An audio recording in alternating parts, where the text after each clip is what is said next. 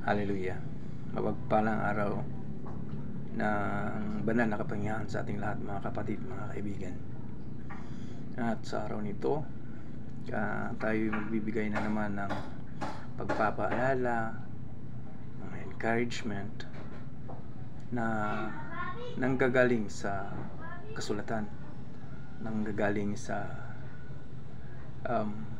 mga katuruan na ibinigay sa atin ng ating Ama through the prophets and through the disciples, and especially through our Messiah Yahushua, na siyang nagpapatunay ng kalooban ng Ama ay mailigtas niya ang sangkatauhan na nakurap ng adversaryo magmula pa ng unang creation hanggang sa tinatawag na second creation, na hanggang ngayon tayo'y nabibilang nito. At ang ating Ama ay hindi tumigil, hindi huminto sa pagbibigay ng remedy ng sangkatauhan upang maibalik niya sa original na niyang plano na magdomina, titira at magdomina dito sa mundo na kanyang ginawa para pamahalaan ng tao. Hallelujah. So ngayon, mga kapatid, ang isa sa mga tatalakayin natin, o ang tatalakayin natin ngayon, ay ang patungkol sa pamumuhay o buhay ng isang tao, ng isang mananampalataya na nagsisikap or magsisikap at nagsisikap na masunod ang kalooban ng ating Elohim.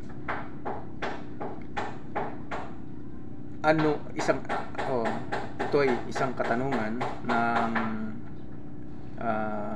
bawat individual, or a general question sa lahat ng mga mananampalataya.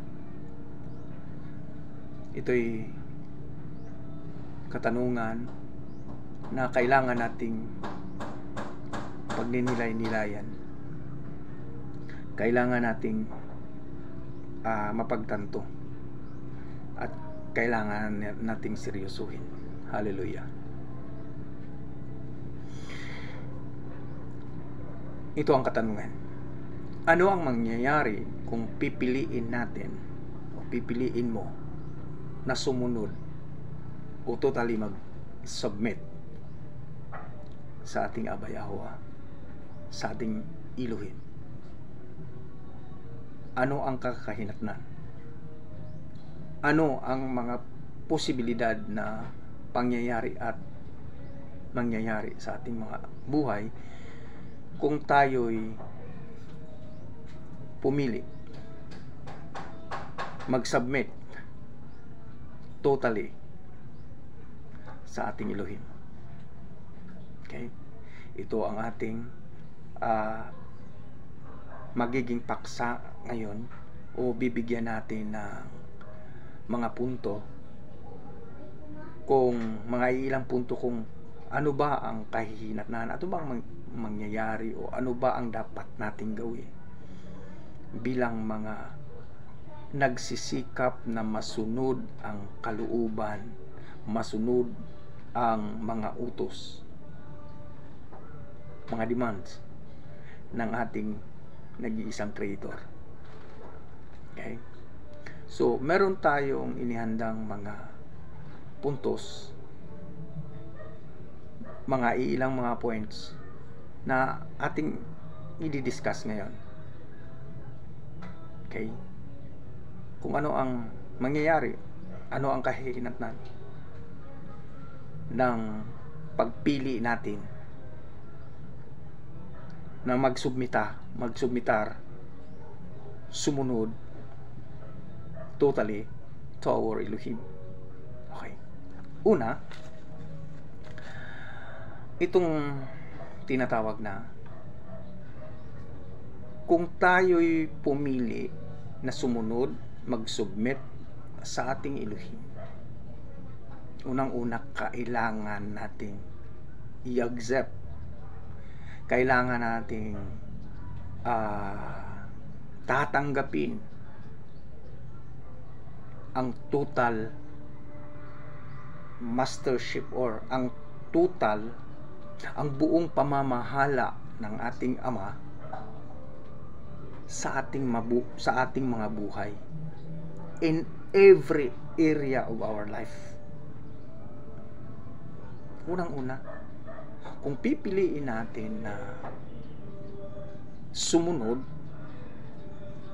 sa kalooban ng ating Elohim, sumunod sa kanyang mga tuntunin, sumunod sa kanya on His pattern to the mankind, kailangan nating tanggapin sa ating mga sarili ang ultimate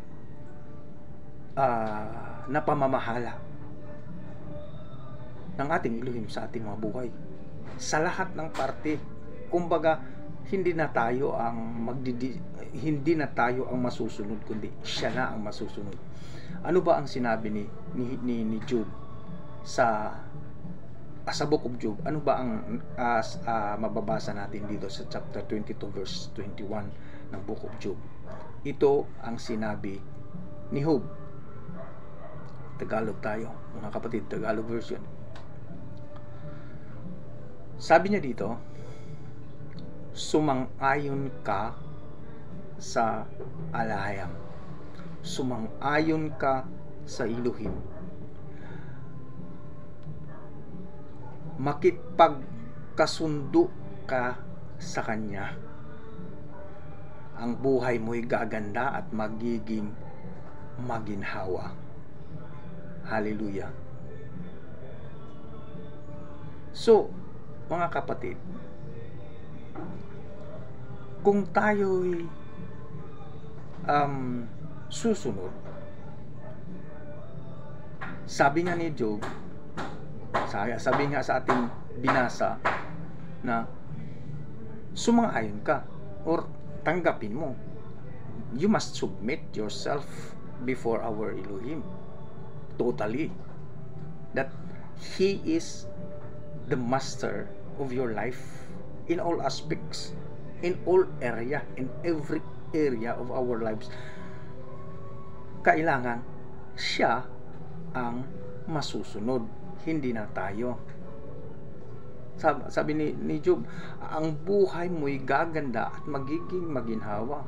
Yun ang sinabi ng ating Messiah sa Matthew 6:33. Seek first His kingship, seek first His kingdom and His righteousness, and all these things shall be added unto you. So lahat ng ating mga pangangailangan, kailangan lang nating i-acceptar, kailangan lang nating tanggapin ng buo sa ating mga sarili that He is our King, He is our Master. Hindi na tayo. Diba? There are so many people, especially in the Christian community. There are so many Christians na nagsasabing they are submitting themselves to the Messiah as their Lord and Savior. Yun ang mga kataga eh. Okay? But sad to say, many people, not only the Christians, in the community of Christians, even in some other sect, halos sa lahat ng mga sikta, dito nga sa ating nga di ba?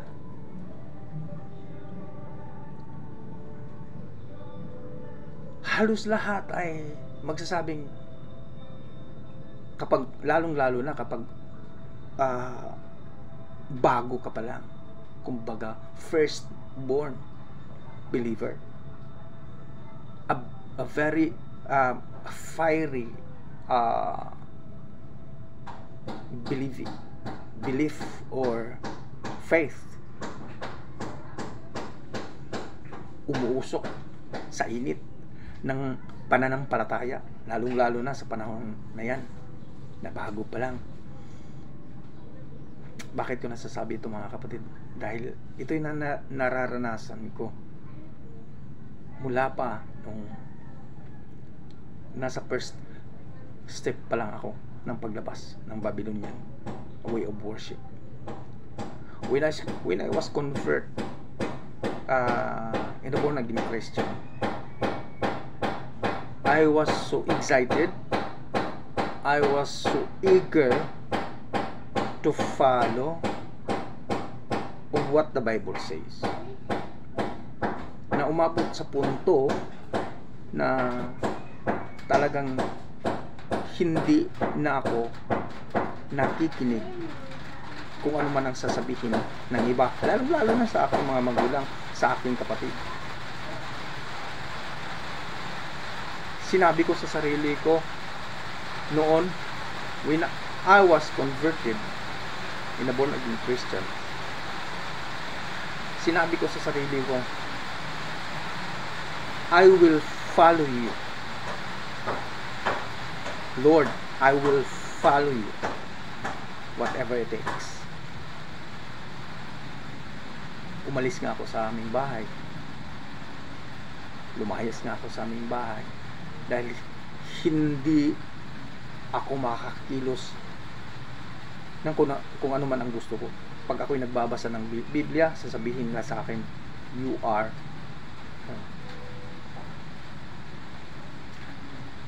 buang ka, nabuang na ka. Sinabi nila, wala na raw ako sa katinuan. Nung ako'y marunong nang magbasa ng Biblia. Kaya ang environment ko, mga kapatid, sa panahong yun, para akong nasa isang box. Dahil ako'y umalis sa relihiyon na kinamulatan ko, sa relihiyon na kinamulatan din ninyo. Dumating pa sa punto na I felt that I am an stranger. I am an stranger in my family, sa bahay namin. Kung panahon ng kakain na, hindi na nila ako sinasabihan, hindi na nila ako tatawagin. Kumbaga, sinabi na nila sa akin, bahala ka na sa buhay mo. Dumating pa sa punto na merong argument nga between my mother and my uncle and aunties. Dumating sa puntong sinabihan ako ng nanay ko, wala na akong anak na lalaki. Mula ngayon, wala na akong anak na lalaki. Patay na siya. At sinagot ko lang ang nanay ko noon, dahil sa umuusok na damdamin ng eagerness na pananampalataya.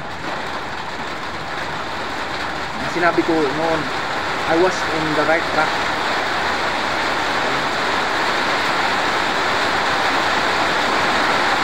Wala, mga kapatid, hopefully hindi ito makaka-tikto sa ating nagtutulong. Ang nasagot ko lang sa nanay ko noon, hindi ko malilimutan yung tagpong yun. Sinabi ko lang sa kanya, yes, nanay. Yes, nanay. Your son was already dead. At ang harap mo ngayon ay ang new one, resurrected one. Sinabi ko yun na umiiyak. Nagtulungan nila ako noon. I was in the eagerness to serving of what I know. those time. Pinaglalaban ko dahil meron din akong experience na iba. May mga katanungan ako noon na nasagot din sa puntong iyon. Kaya nga siguro ang iba sa ngayon sinasabi sa akin, ay ano ba yan, pinuli, palipat-lipat na lang ng reliyon. But I really understand now that those times, mga baitang lamang yun upang maglilibil up pa at dadalhin ako mismo, mga kapatid, mga kaibigan, dadalhin ako ng ating Ama to the highest level of serving unto Him, the highest level of following Him.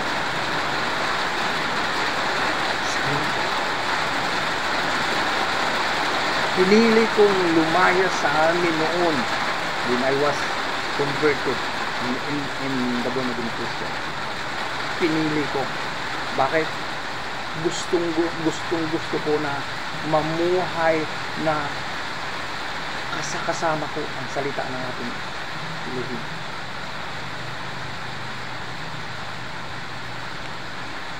Nararanasan ko at na-experience ko gaano kasarap damhin ang mga salita ng ating Elohim na nakasulat dito.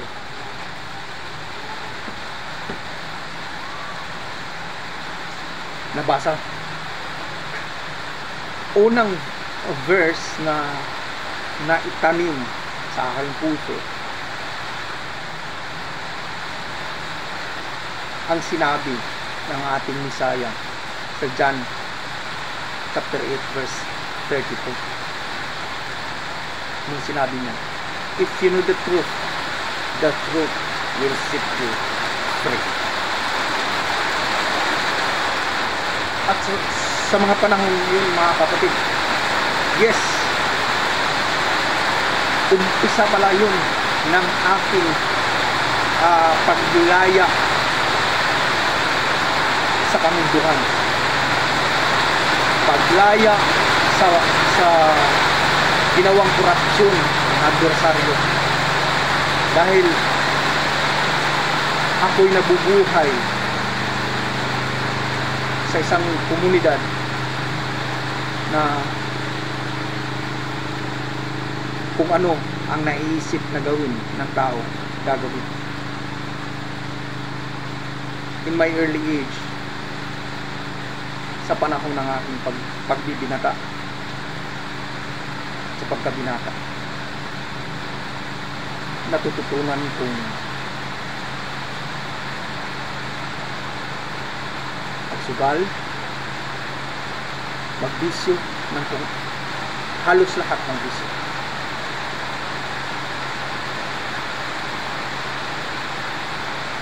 Namuhay ako sa kamunduhan na kung ano ang gustong gawin, gagawin. Kaya noong ako'y naka-encounter ng mga kapatiran, ng mga tao na nagbabasa ng Biblia,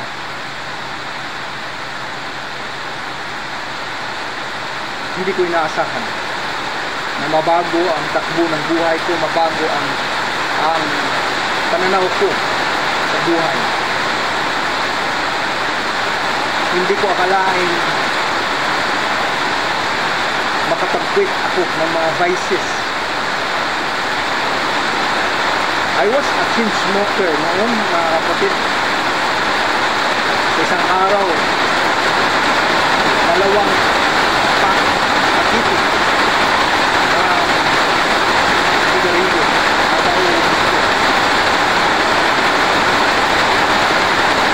drinking liquor, ano pa, even drugs.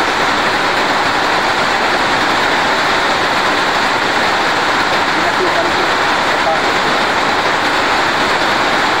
Kaya noong I really believe those times pamamaraan yun ng Ama. Unang baitang upang ma-encounter ko siya. Although sa natutunan natin, kaya nga sabi ni Nixie na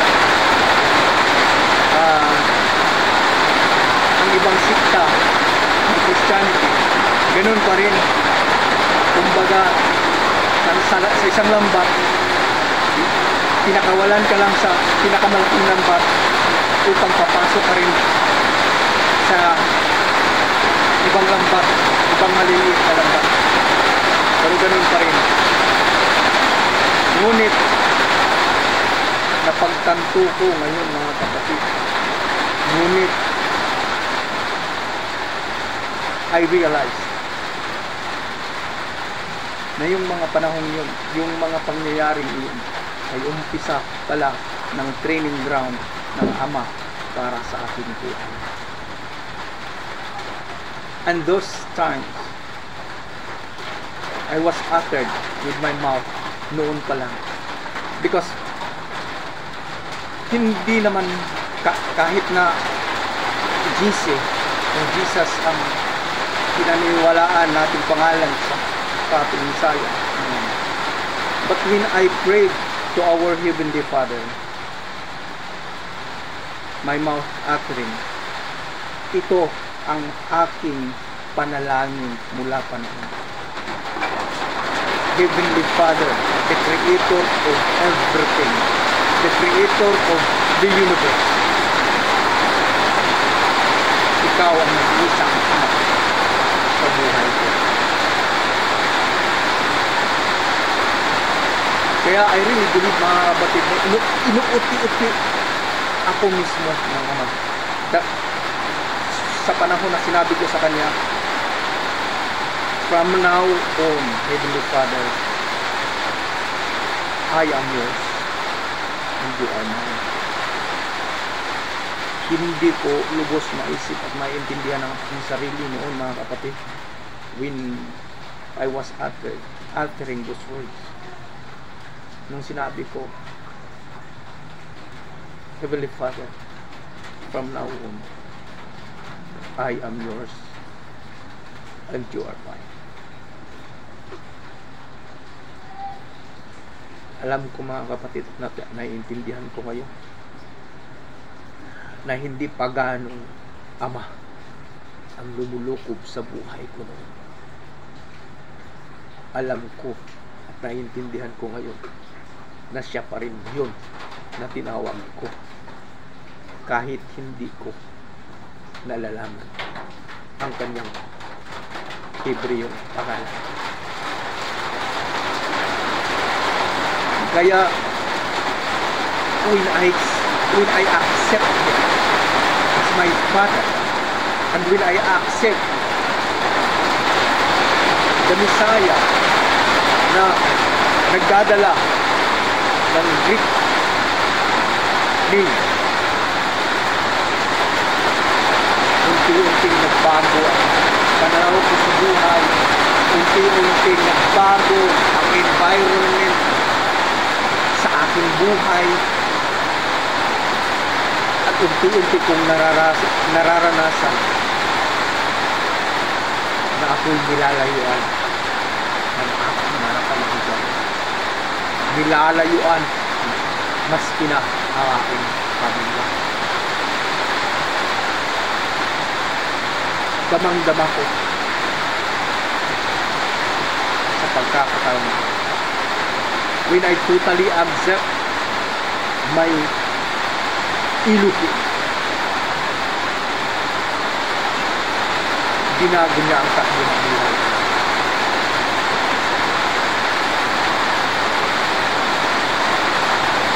Totally, those times, those days,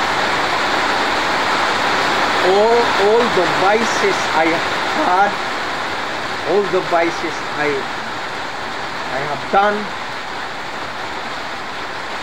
nawala lahat. Hindi na ako kung noon napakasarap singhutin ang ang usok ng sigarilyo. Pero nung sinabi ko sa Ama, Ama, mula ngayon,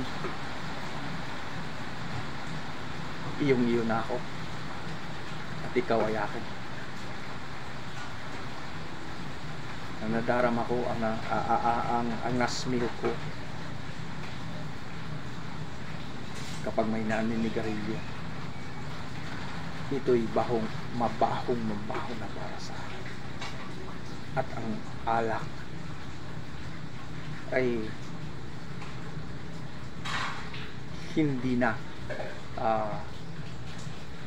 hindi ko na, kumbaga, iniiwasan ko na lahat ng yun. Sugal, lahat ng mga kabulastugan.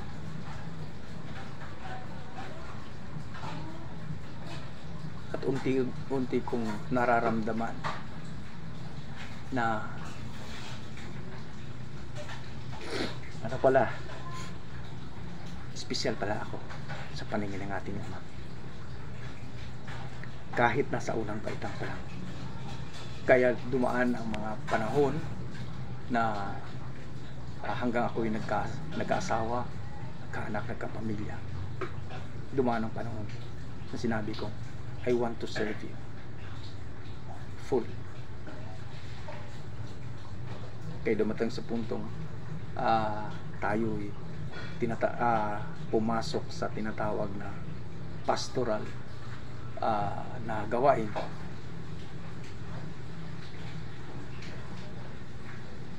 At almost 7 years lang ang dumaan. Nung nag full time na tayo,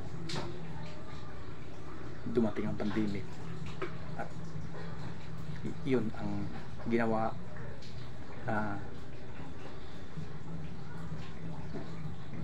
gate, pintuan ng Ama upang pumasok tayo sa tinatawag na buong katotohanan sa pagsunod sa Kanya ng walang itinutulak at walang kinakabit sa Kanyang mga utos, sa Kanyang mga salita. So mga kapatid, ano ang mangyayari kung pipiliin nating sumunod sa Kanya? Kailangan, unang-una, kailangan muna nating i-accept. Kailangan nating tanggapin sa ating sarili ng buong-buo na Siya ang magmamando sa ating mga buhay upang He is freely to operate our lives. Although yes, He is an almighty Elohim, pero hindi Siya nag-override sa kalayaan, sa free will na ibinigay Niya sa atin bilang tao. Hinahayaan pa rin Niya tayo na magdesisyon. Pinabayaan pa rin Niya tayo magdesisyon kung ano ang pipiliin natin, sino ang pipiliin natin. Kaya mga kapatid, mga kaibigan, if you desire to walk according to the will of our Elohim, first, you must accept total mastership of our Elohim, from our Elohim, in every aspects of our lives. Unang-una natin gagawin yun dahil magagawa ng ating Ama ng malaya ang Kanyang gustong gawin sa ating buhay if we totally accept Him, totally will let Him drive, we let Him maneuver into our lives. Hallelujah. So, mga kapatid, pagpasensyahan nyo na nagiging emotional tayo at nagiging testimonial ang dating natin ngayon. Dahil ano ba naman ang ating pagpapatutuo sa ating pamumuhay bilang mananampalataya, di ba? Yung pinaparana sa atin ng ating Ama. Hallelujah. Okay. Pangalawa, mga kapatid,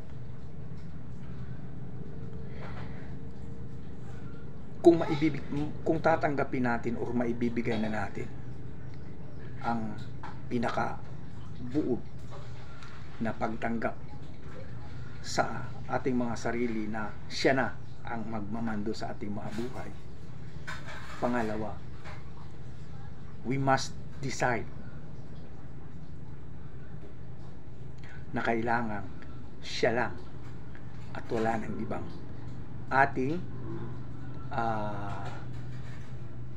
tawag dito, paniniwalaan. Okay. We must decide ourselves that we are going to really trust Him completely. Siya lang at wala nang iba na ating pagkakatiwalaan sa lahat ng aspeto ng ating mga buhay. Kagaya ng sinabi ni Solomon, ay babasahin natin ang Proverbs. Babasahin na natin, mga kapatid, kahit ito'y isa ito sa mga nagiging favorite verses ko, mga kapatid. Okay. Sabi niya sa English, tingnan natin kung memorize ko pa ba. Trust in Yah with all your heart and with all your understanding. Trust in Him and do not lean on your own understanding. In all your ways, acknowledge Him and He will direct your path. Yun ang sinabi ng Proverbs 3 verse 5 hanggang 6. Babasahin natin sa Tagalog, mga kapatid. Okay. Kay Yahweh ka magtitiwala buong puso at lubusan, at huwag kang mananangan sa sariling karunungan. Sa lahat ng inyong gawain, siya nga'y alalahanin upang ika'y patnubayan sa iyong mga tatahaki.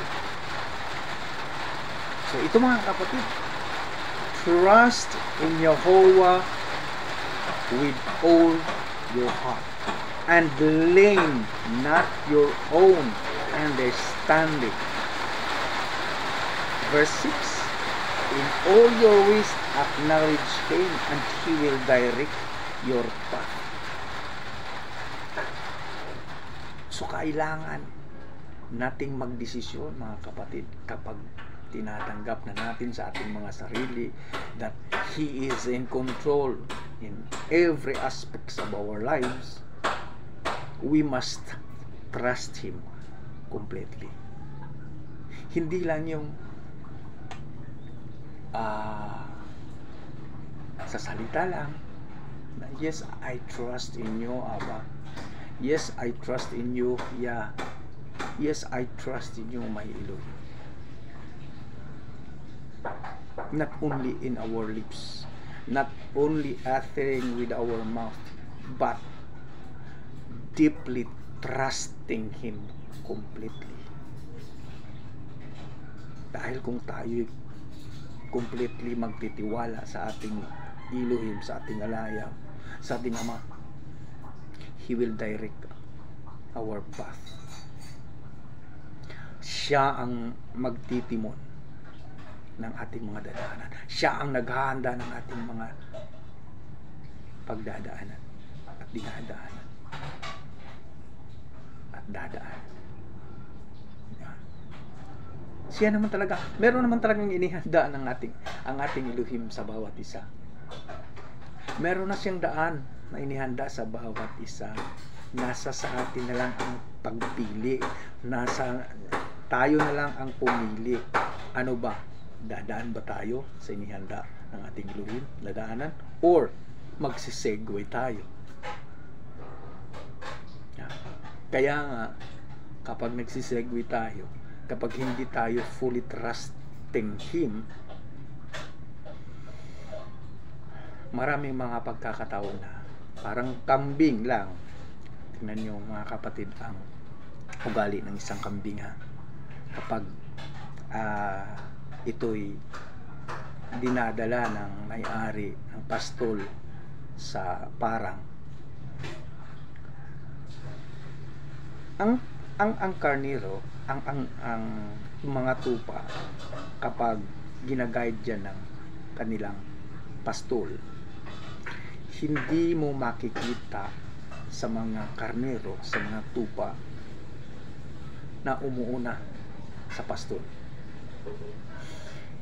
Ang pinaka-behavior ng tupa, ang pastol ang siyang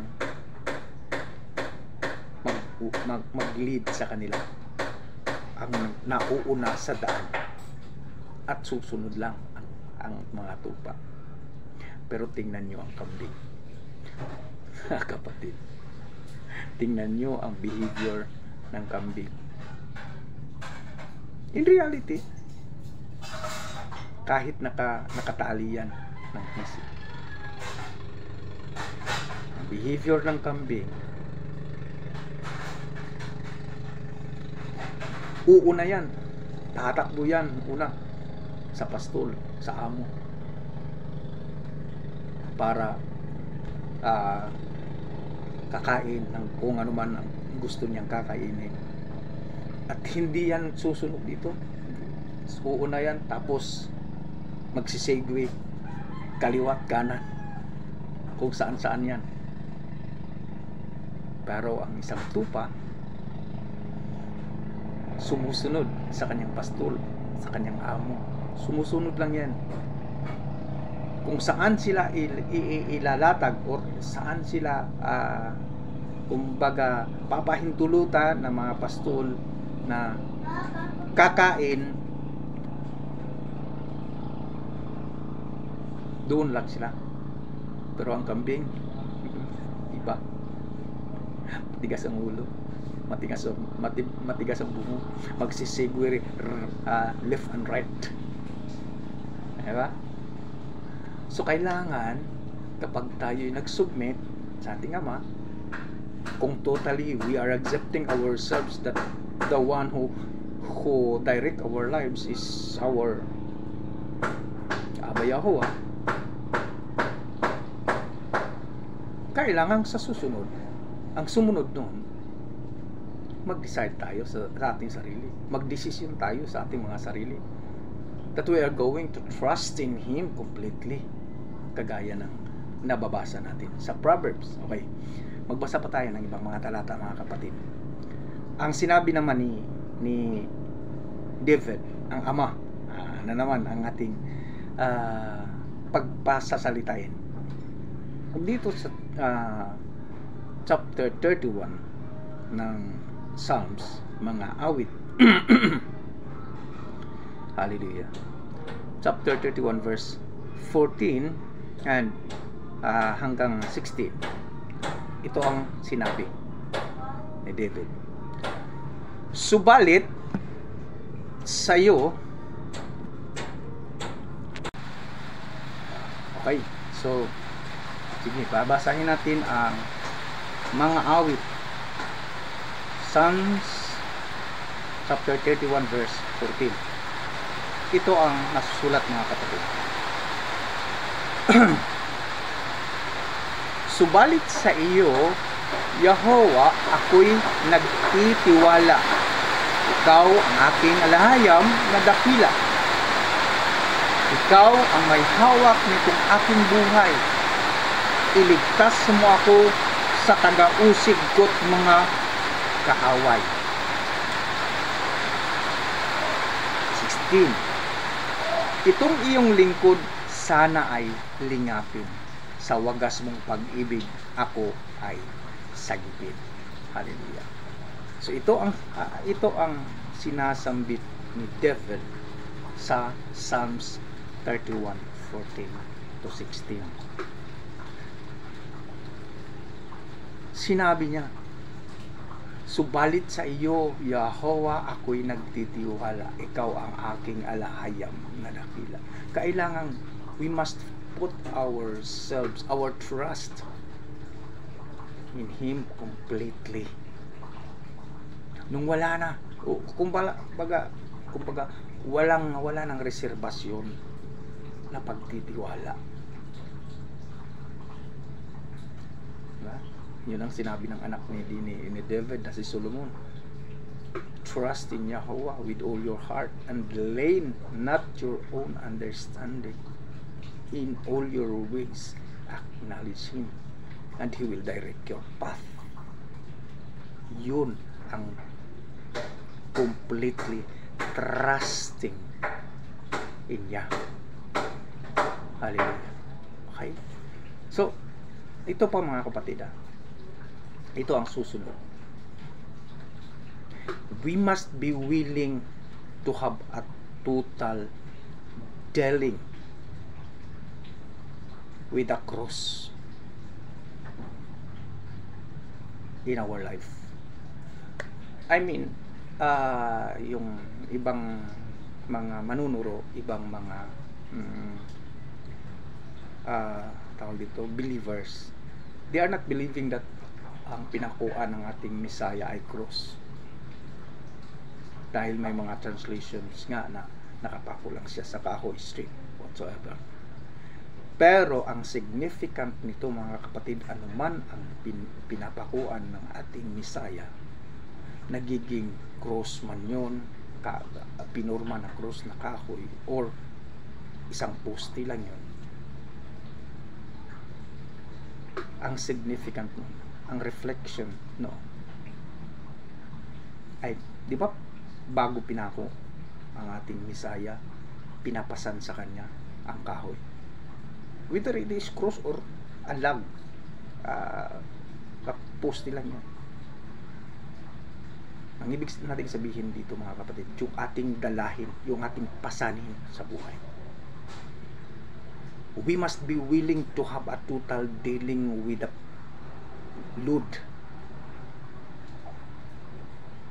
load in our life, kagaya ng ginawa ng Messiah, di ba? At sinabi niya dito sa Luke chapter 9 verse 23 and 24, papasahin natin mga kapatid. Okay, bagong tipan tayo. Lucas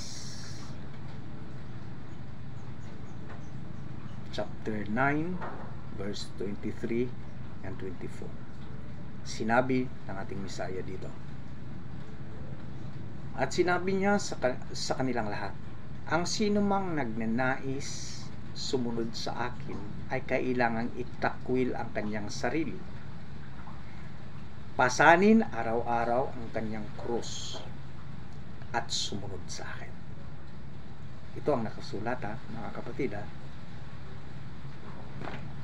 Pasanin araw-araw ang kanyang krus at sumunod sa akin. Okay. Ibang translation, hayaan natin. Pasanin araw-araw ang kanyang kabigatan at sumunod sa akin. Ang kanyang pasanin. Okay? Verse 24. Ang naghahangad na magligtas ng kanyang buhay ay mawawalan nito, ngunit ang mawalan ng kanyang buhay alang-alang sa akin ay makakamit nito. Ang ibig sabihin ng ating Messiah dito mga kapatid, we must be willing to deal our everyday load of life. Meron naman tayong kanya-kanyang pasanin sa buhay na pinapahintulutan ng Ama, pinapahintulot ng Ama upang magiging growing children tayo. Magiging magiging matatag. Pinapahintulutan ng Ama ang bawat sitwasyon ng ating buhay, kung ano-ano mang sitwasyon, ano-ano man ang pasanin natin sa araw-araw. Pinapahintulutan niya yan. Kaya we must be willing to deal that load. Pero kadalasan kasi sa atin, kasi kahit sa akin mga kapatid, nararanasan ko tuloy. Minsan sa buhay ko nakapagsabi ako sa bakit? Pero ako'y humihingi ng kapatawaran sa Ama sa pagtatanong ko sa Kanya noon nang sinabi ko bakit.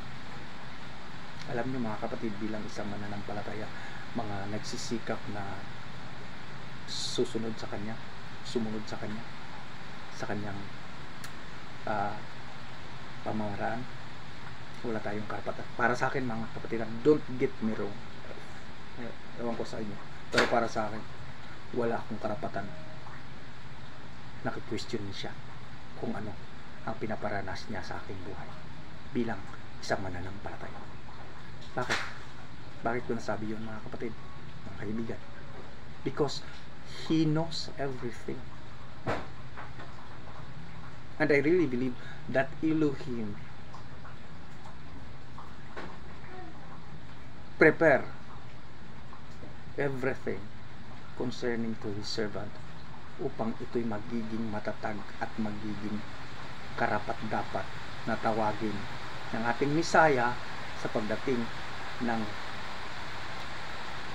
total judgment, last judgment. Karapat-dapat tatawagin ng Misaya, halika, my good and faithful servant. Paano ba tatawagin ang isang individual na good and faithful kung walang pinagdadaanan, kung walang dinadaanan na mga sitwasyon, kung walang nalalampasan na mga sitwasyon? Hindi po ba? Hallelujah. Kaya kailangan lang nating willing tayo to deal the load every day na pinapahintulot ng ating Ama. Sabi niya, hindi ka dapat ang lahat ng mga sumusunod sa akin, hindi ka dapat na tawaging followers or believers kung hindi niya papasanin ang kanyang sariling dalahin. Yan ang sinabi ng Misaya. Isa pa dito sa Matthew 10. Okay. Matthew. Okay. Anong sinabi ng Misaya dito sa Matthew chapter 10 verse 38? Matthew 10:38. Ito ang sinabi ng Misaya. Ang hindi nagpapasan ng kanyang cross at hindi sumunod sa akin ay hindi karapat-dapat sa akin. Nakati, di ba? Tingnan nyo, sinabi ng Misaya. Ang hindi papasan ng kanyang sariling pasanin ay hindi karapat-dapat sa akin. Yung mga nagnanais na sumunod sa yapak ng Misaya, we must bear our load, our own load, upang karapat-dapat ay tawagin the believers and followers of the way. Hindi po ba, mga kapatid? Hopefully, sana naiintindihan at nanunawaan ninyo ang ibig kong ipaparating, ang ibig ipaparating sa atin ng ating alahayang through my mouth, through me.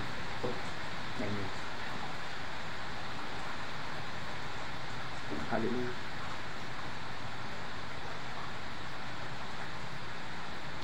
Sunod mga kaibigan, kung pinipili na natin na sumunod at mag-submit sa Kanya, sa ating Ama, kailangan nating matututunan na makinig sa Kanya. kailangan natin matututunan na makinig sa Kanya. Sa papanong paraan, brother? Baka magtatanong kayo, sa papanong paraan, brother? Hindi naman natin nakakausap ang Ama physically. Yes. Physically, hindi. Ngunit nakakausap natin siya in some ways. Lalong-lalo na by spirit to spirit communication. Just remember, mga kapatid, bilang tao, bilang ginawa ng ating Elohim in His image and after His likeness, hindi tayo basta-basta, mga kapatid, nagawa ng ating Ama bilang tao. Because we are, yes, we are a human being in this present world, in this body. Yes, sa ating nakikita sa salamin dito, human body.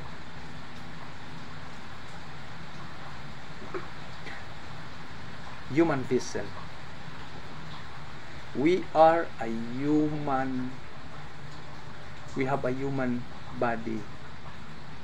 Ayun, baliktad. Sasabihin ko, we are a spirit being with a human body. Yun, kaligtaan ko tuloy kanina.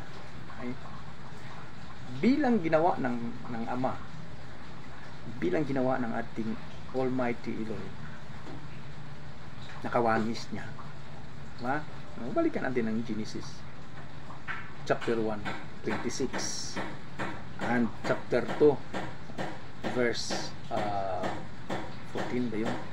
Ginawa si Adam nung hinipa na niya, binigay niya ang breath of life. Okay?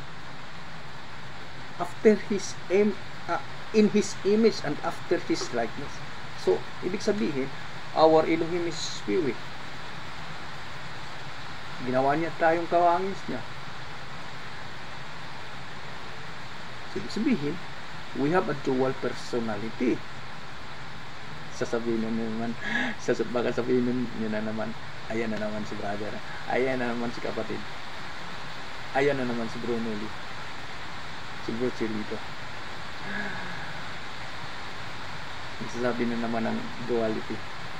Yeah. Totoo yun, mga kapatid, ah. We have a dual personality because we are a spirit being with a human body. Bakit? Nasabi natin yun, eh? Totoo naman, eh.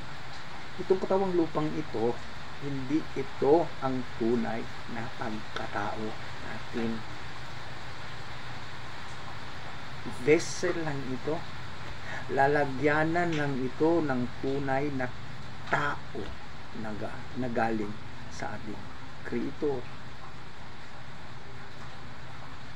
Kaya nga sabi ni Paul, sabi ng, hindi lang si Paul ang nagsasabi kundi ang iba pang mga apostoles,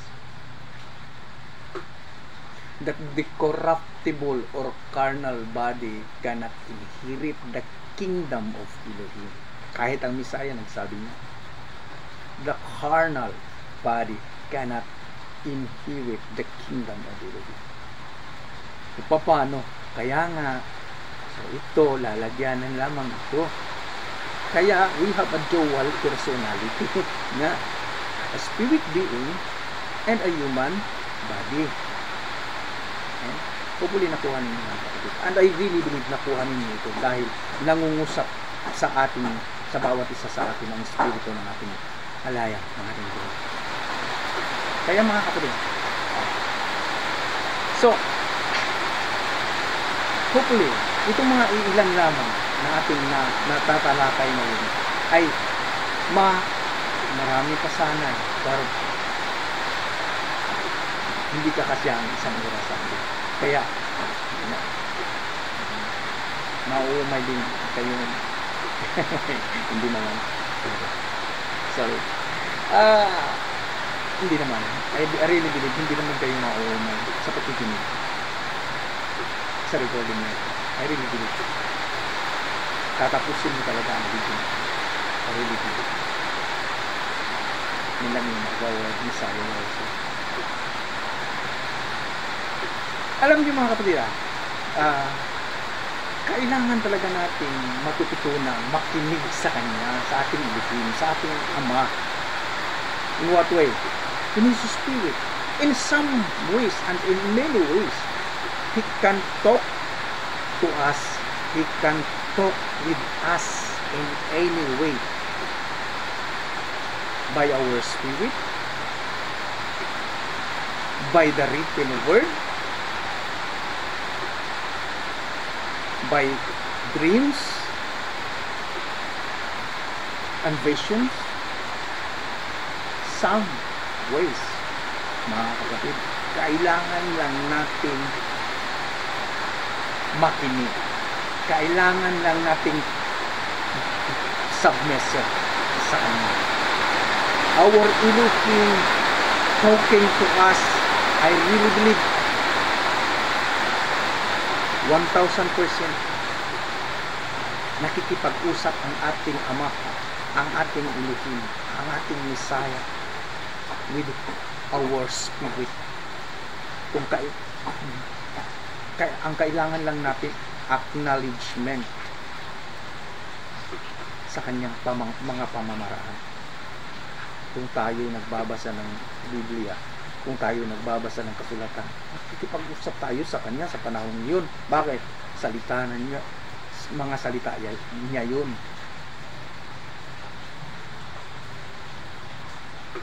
Sa iba't ibang kapanahunan.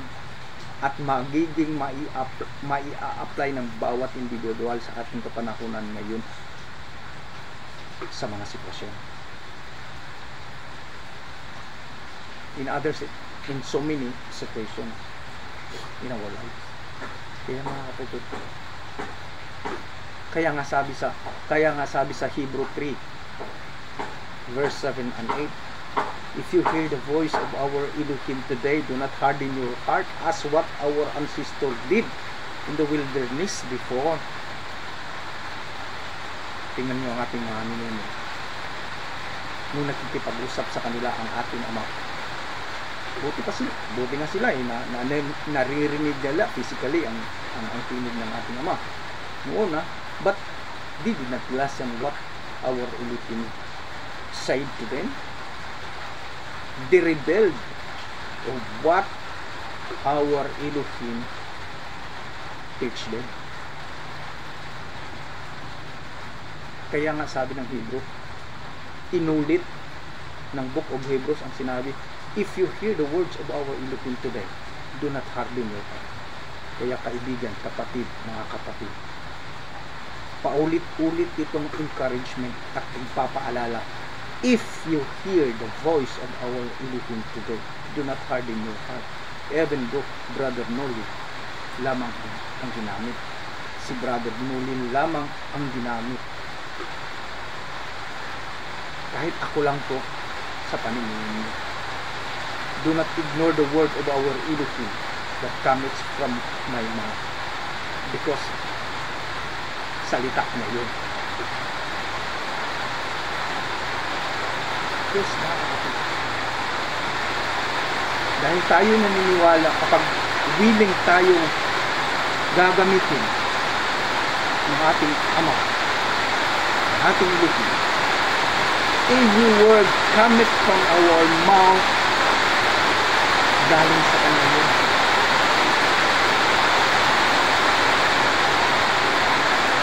Hindi ko naman alam ang mga sitwasyon ninyo. Hindi ko alam. Hindi nyo rin alam ang sitwasyon ko physically. Yes, hindi nyo alam. Pero alam ng Ama. At kung bakit may mga salita ngayon, I really believe na ang mga nabibitawan kong salita sa aking bibig ngayon, mga kapatid, may mga sitwasyon tayong nararanasan na kapareho. Bakit? Mahal tayo ng ating Ama. Hindi niya tayo pwedeng pababayaan, lalong-lalo na kung sa ating mga puso't diwa nagsisikap tayong masunod ang Kanyang kalooban. Kaya ito ang kanyang pangako sa mga nagnanais na masunod ang kanyang kalooban. Sinabi niya, I will never leave you nor forsake you. Sa lahat ng mga nagsisikap na sumunod sa kanyang kalooban, ito ang kanyang pangako. Mula noon hanggang sa kapanahunan ng ating Misaya at sa mga apostolis, sinabi at pinaulit-ulit itong pangako ng Ama sa pagpapaalala sa kanila. To those people I love, I will never leave them nor forsake them. Hallelujah. Kaya kapatid, kaibigan, if you heard the words of our alahayang, in some ways, in any ways, do not harden your heart. Take it as a reminder and discipline to you. Whatever the situation you face, take it as a teaching lesson from our Father. Kung ikay nahihirapan, take it as a discipline to our Heavenly Father. Because, sabi niya, in Revelation chapter 3 verse 19, pinapalo ko ang aking mga minamahal. Babasahin ko mga kapatid. This is my last verse na babasahin natin sa ating talakayan.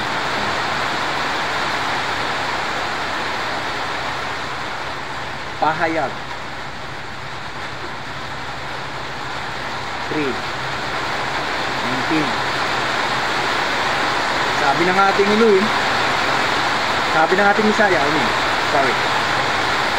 sabi ng ating Misaya sa kanyang pagsasalita sa kay John, sinasaway ko't pinapalo ang lahat ng aking minamahal, kaya't maging masigasig ka, pagsisihan mo't talikuran ang iyong mga.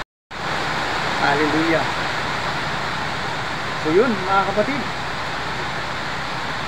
kailangan nating i-take as discipline, as love ang ating mga nararanasan na pinagpahintulutan ng ating Ama dahil mahal niya tayo. Hallelujah. God bless sa ating lahat mga kapatid. Once again, happy Sabbath, and nawa po'y nakakatulong ang mga salita na inyong naririnig sa pagkakataon. Hallelujah. Shalom. I love you.